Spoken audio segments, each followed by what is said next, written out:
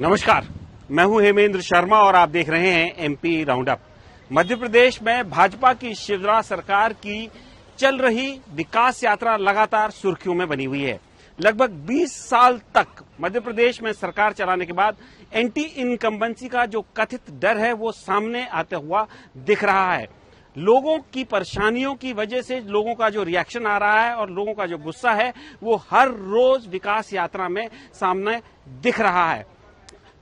One मंत्री विजय शाह मंगलवार को ऐसी एक घटना के बाद अपना आपा खो बैठे और उन्होंने जो कहा वो अभी दिखाया नहीं जा सकता। रीवा में भारतीय जनता पार्टी के ही एक नेता ने अपने विधायक से नाराजगी जताते हुए विकास यात्रा के दौरान मंच से ही इस्तीफा दे दिया और गुना में एक व्यक्ति ने बीजेपी के विधायक को विकास यात्रा के दौरान मंच पर भाषण देने से रोक दिया।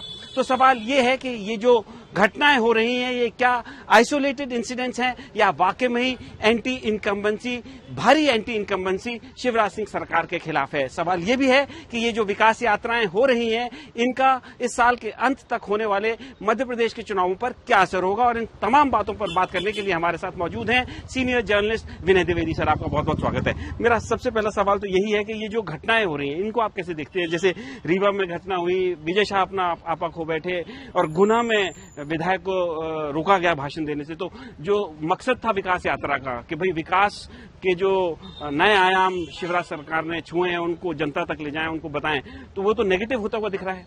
देखिए, बीजेपी खुद जो है ये महसूस करती है, उनके नेताओं से आप बात करिए तो ये पता लगेगा कि वो बहुत चिंतित है एंटी इनकम्बेंसी को लेके, और ये स्वाभाविक है। उसकी वजह भी है कि ये जो शिवराज सरकार है ये चुनी हुई सरकार नहीं है, इसे जनता ने जो है चुना नहीं है।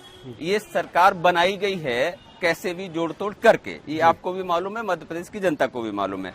तो बीजेपी के साथ दिक्कत ये है कि 2018 में बीजेपी चुनाव हार चुकी है और उसको ये पता है कि 2018 में जो मुद्दे थे जिसकी वजह से लोगों की नाराजगी थी, जिसको एंटी इनकम्बेंसी कहते हैं, वो नाराजगी जो है इस बार भी है। तो मतलब वो मुद्दे जिनकी वजह से नाराजगी थी वो मुद्दे अभी भी यथावत हैं? बिल्कुल, जिसमें बेरोजगारी है, किसानों की समस्याएं हैं, महंगाई है, कानून व्यवस्था, बहुत सारे सवाल हैं।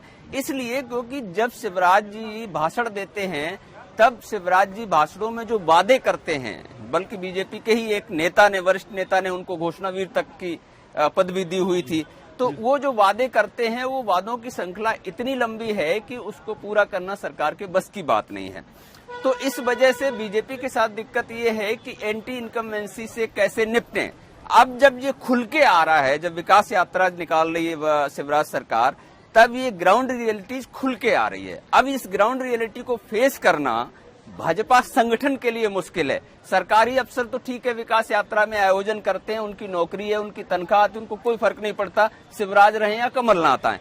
लेकिन भारतीय जनता पार्टी को फर्क पड़ता है, इसीलिए चर्चा हो रही है कि गुजरात फार्मूला लागू किया जाए। लेकिन गुजरात, मध्य प्रदेश गुजरात नहीं है, इसलिए गुजरात में आपने कैबिनेट को बदल दिया, चीफ मिनिस्टर को बदल दिया, मध्य प्रदेश में तो नहीं बदल सकते। अच्छा विनय जी, एक बात ये भी है मध्य प्रदेश में कि शिवराज सिंह चौहान, ये तो फैक्ट है कि बहुत मतलब लगभग 20 साल तक मध्य प्रदेश में भारतीय जनता पार्टी का शासन है, अधिकांश समय तक शिवराज सिंह चौहान मुख्यमंत्री रहे, तो उन्होंने अपने आप को एक एस्टैब्लिश तो किया है। मध्य प्रदेश के सबसे टॉलेस्ट नेता तो वही हैं। तो भारतीय जनता पार्टी में भी जब सबसे ऊंचे कद के नेता हुए तो उनको हटाना तो मुझे नहीं लगता अभी इन परिस्थितियों में संभव है। नहीं, बीजेपी के लिए संभव ही नहीं है, इसलिए क्योंकि मध्य प्रदेश का जो भारतीय जनता पार्टी का राजनीतिक गणित और विधानसभा का अंक गणित और सिंधिया भाजपा एक नया अवतार हो गया, वो पूरा जो पॉलिटिकल सीक्वेंस है वो शिवराज के पक्ष में है। इसीलिए जब भी शिवराज को लेकर ये कहा जाता है कि अब ये हटने वाले हैं, दिल्ली बुलाया, मैंने सदैव कहा है कि शिवराज के पक्ष में है परिस्थितियां और इसलिए शिवराज कहीं नहीं जा रहे।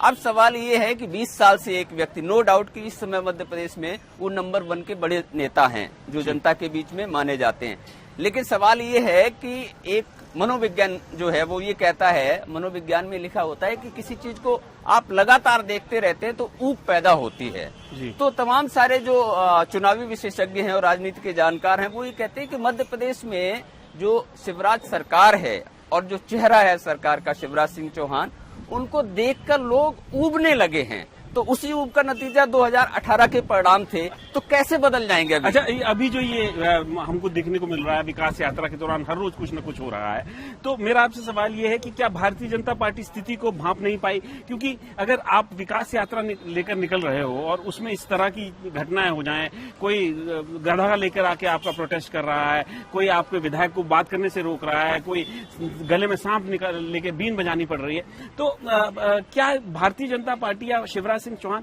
स्थिति को भांप नहीं पाए? क्योंकि नेगेटिव इम्पैक्ट भी होता हुआ दिख रहा है अगर हो रहा है तो। देखिए, पहली बात तो यह है कि इनके पास ऑप्शन क्या है। आपने जो कुछ किया है उसको बताने का कोई न कोई रास्ता तो आपको चुनाव से पहले निकालना पड़ेगा। तो एक ऐसा लुभावना शब्द चाहिए जो जनता के बीच में जिसका असर हो, तो विकास यात्रा वो लुभावना शब्द है। अब इनको जनता के बीच में लेके जाना है, तो अब जब जनता के बीच आप जाओगे तो आपको जो ग्राउंड रियलिटीज तो फेस करनी है ना।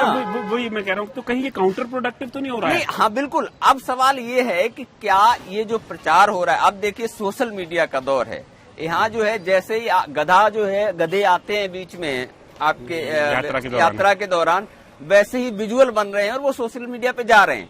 तो अब ये जो है ऐसी नंगी तलवार है विकास यात्रा की, जिसपे आप निकल भी सकते हैं और हलाल भी हो सकते हैं। ये आप पे डिपेंड होता है कि आप कितना संतुलन बना के उस नंगी तलवार पे, दुधारी तलवार पे चल पाते हैं, ये देखने की बात है। अच्छा, मेरा आखिरी सवाल आपसे ये है कि ये कितना चल पाएंगे इस तलवार पे? बिकॉज 2023 के अंत में चुनाव होना है, अब साल के अंत में ज्यादा समय तो बचा नहीं है, और आप देख रहे हैं कि किस तरह का माहौल है। लगातार बीजेपी के ही लोग विरोध कर रहे हैं, और खासकर चंबल, ग्वालियर चंबल डिवीजन में बहुत ज्यादा विरोध इस तरह का देखने को मिल रहा है। तो आपको क्या लगता है कि भारतीय जनता पार्टी किनारा पार कर पाएगी या नहीं कर पाएगी? देखिए, ये बहुत मुश्किल है। उसकी वजह जो बहुत संक्षिप्त में अगर कहूं, मैं माइक्रो लेवल की बात नहीं करूं, 2018 में जो कांग्रेस की दुर्गति थी उससे कांग्रेस बहुत आज की स्थिति में बहुत संभल चुकी है।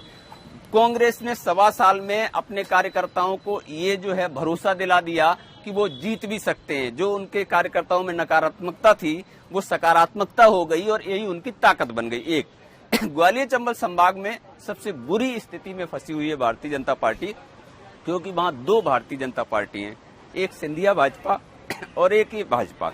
तो इसलिए पूरे मध्य प्रदेश को अगर देखेंगे तो बड़ी मुसीबत इनके लिए ग्वालियर चंबल संभाग है, जहां से 34 सीटें आती हैं और जिसमें से ज्यादातर सीटें अभी भाजपा के पास है।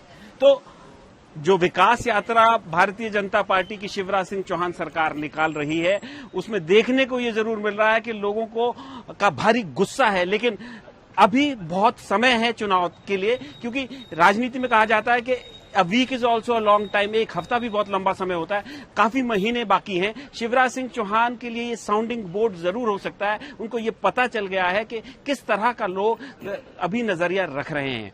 एमपी राउंड अप में आज सिर्फ इतना ही। कल फिर मुलाकात होगी, तब तक के लिए थैंक यू, गुड बाय।